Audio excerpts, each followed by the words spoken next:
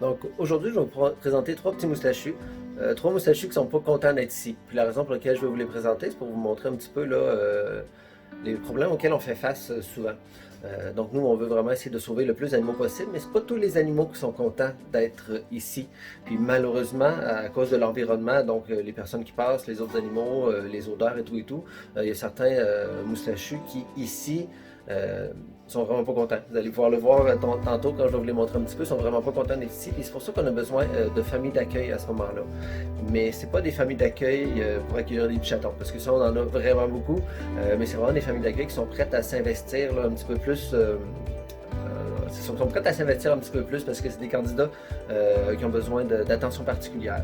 C'est des animaux qui sont stressés, donc qui vont arriver dans un foyer puis qui vont qu'on va devoir laisser tranquille, qu'on va devoir laisser eux-mêmes commencer à sortir puis à venir nous voir. Idéalement, c'est vraiment de les mettre dans une pièce pour commencer. C'est sûr que si des choses vous intéressent, nous on va pouvoir vous dire exactement qu'est-ce qu'il faut faire aussi avec le comportementaliste félin qui va être là aussi pour vous accompagner. Donc Alexandra va être là pour vous accompagner si vous avez des questions. Donc je vais vous montrer trois petits candidats.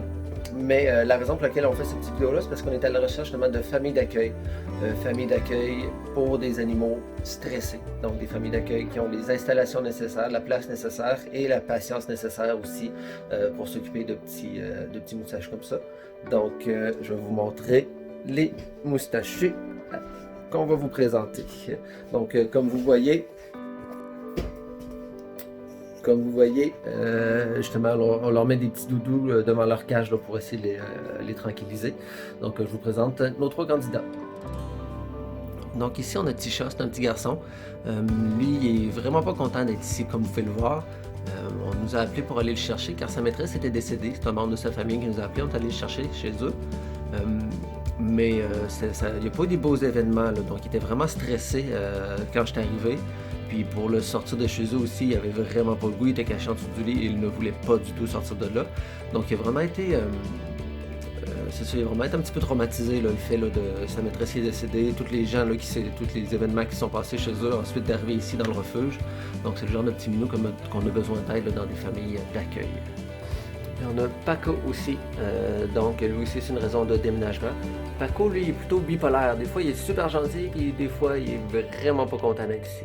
Donc ça aussi c'est le genre de choses qu'on a besoin d'aide pour mettre en famille d'accueil, pour pouvoir qu'il déstresse, parce que c'est pas dans un milieu ici là, avec des cages d'autres animaux qui sont stressés, qui vont pouvoir s'améliorer.